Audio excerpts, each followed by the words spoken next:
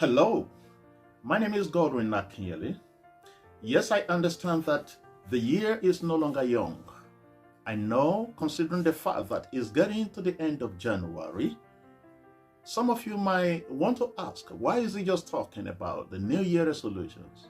Because traditionally, people talk about New Year resolutions when it gets to the end of December of the old year and towards the January of the new year. That means maybe 31st of December or 1st of January of the new year. People talk about New Year resolutions. So you might want to ask that, why have I waited this long before talking about the New Year resolutions? Yes, the answer is not far-fetched. It is simply to give you an opportunity, a sufficient time to be able to prove to me or to yourself if the New Year resolutions have helped you in any way.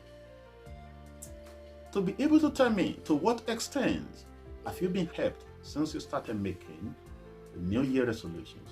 If you have been making this for years and it has never helped, it means that there is something that is not being done rightly. I am now over 40 years old. I started making my New Year resolutions over 30 years ago, maybe when I was 15. And I understand or know that this applies to so many of you that are listening to me out there. May I ask you, when did you start making your New Year resolution? Maybe 30 years ago, 20 years ago, 10 years ago, or even more than 30 years. You have made this for decades, and yet nothing has changed.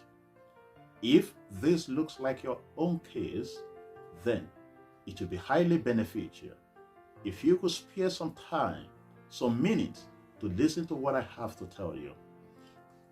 It is titled, The 7 Essential and Timeless Resolutions That Work.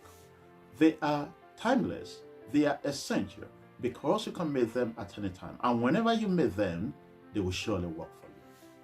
So one of the things that I would like to employ you to start doing this year is to form the habit of saving. Saving is something that has to be done as a habit. And it has to be done whether it is convenient or not.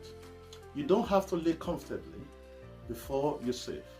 It doesn't have to be convenient for you to save. It is something that you do even when it is hard to do so. Remember, you do not eat your cake and have it. And the Bible also says in the book of Proverbs, chapter 21, verse 20, that the wise man saves for the future, that the foolish man eats all that he gets. That is the first one. Please form the habit of saving. 2, consume your needs and necessities before anything else. You don't go about spending on the things that are just your wants or things that are luxurious. Let luxuries and wants, let them come after your needs have been purchased. Spend on your needs and let wants come after. And if the resources is insufficient or so limited compared to your needs or to your wants, then let go your wants. The book of Luke chapter 15 from verse 11 to 32 tells us about the story of the prodigal son, the parable of prodigal son, who received all that he had or all that due him from the father. He went to the country afar off, he lavished everything. After spending or wasting everything he received, then he came back to his senses.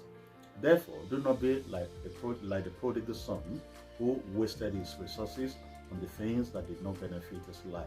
Spend on your need. Another resolution that I would like you to make in this new year is to begin to engage your mind, your hands, and your brain in things that are lucrative, in things that are going to better your life, in things that are going to change your circumstance. Do not put the cart before the horse this year. Do not start going fasting 100 days, 200 days on the mountain and expect another raven to bring manna to you. It doesn't work that way. Please spend your time on things that are going to change your life. The Bible says in the book of Psalm 128 verse 2 that you will eat the fruit of your labor. What you are going to eat is the fruit of your labor. In other words, if you do not labor, you will have nothing to eat. So what you should focus on eating from this year is your labor. Work with your hands, think with your mind, engage your brain, and then you will have something to eat from, which is called your labor. Take risk. That is the next one. Risk taking is something that must be done as a matter of habit. Excuses never worked for those who live in the premises of their status quo, thinking that, well, it is not profitable to invest in education, or to invest in themselves, or to invest in some businesses. This year, take risk. Don't be too comfortable. Don't remain aloof simply because you have seen someone who failed, or maybe because you failed in the past, and therefore you think there is no need taking any further risk. Go on and take risk this year. One of the things that you need to do as a habit or as your new resolution this year is to do away with your slavish mentality. Overcome your slavish mentality. The thought that you cannot make it unless you eat the crumbs that keep falling from your slave master. If you continue to think like this, it will be very hard for you to break the jinx of slavery in your life. Look at the book of Genesis chapter 31. You will see the decision that Jacob took when he was with his uncle Laban. He told him, he said, it is time for my freedom. Give me my wife and let me live so that I want to live my life as I want. Laban precisely told him, he said, I know that your presence here is what is bringing blessing unto me. And as a result of that, no slave master will ordinarily want you as a slave to leave them alone. They will do everything possible to keep you under them, to continue to eat the crumbs that are falling from their table. But I want you to know that slavery will prevent you from seeing opportunity. But liberty will give you the opportunity to see the opportunity. Not only to see the opportunity, but also to grab the opportunity. If there is anything that you need to desire this year, you need to desire freedom. Free your mind from slavish mentality. The next resolution that you have to make at this point is that you will not let any little achievements run into your head.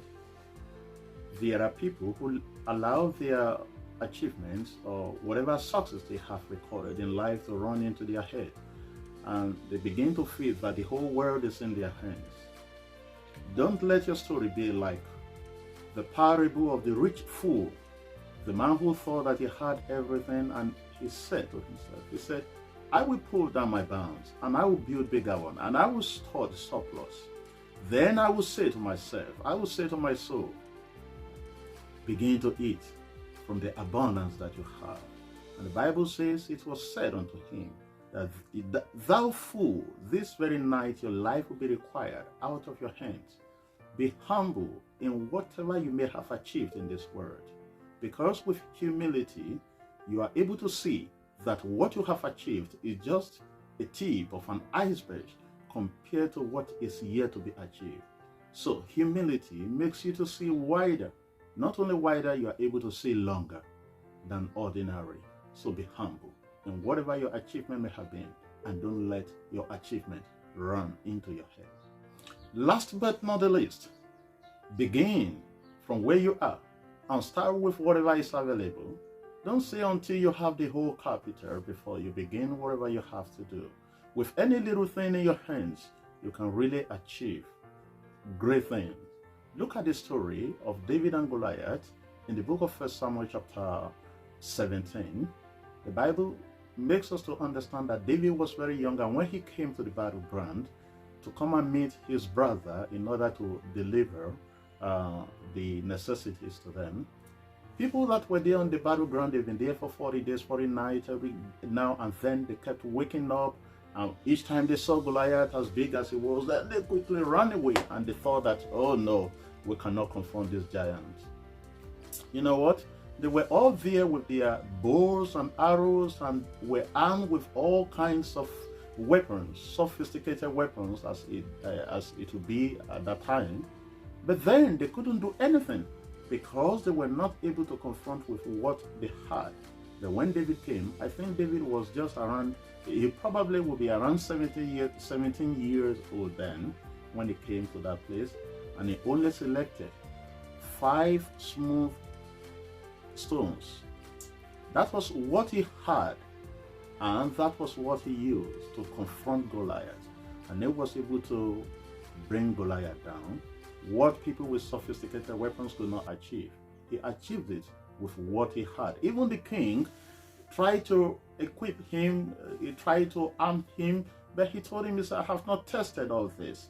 So he was satisfied with what he had, and he decided to go with that. Using the 5 smooth stones, he was able to overcome Goliath.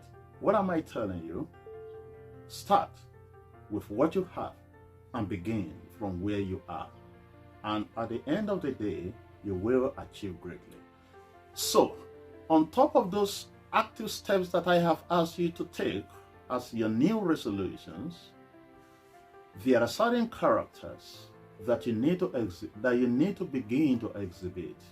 You need to be faithful. You need to be honest.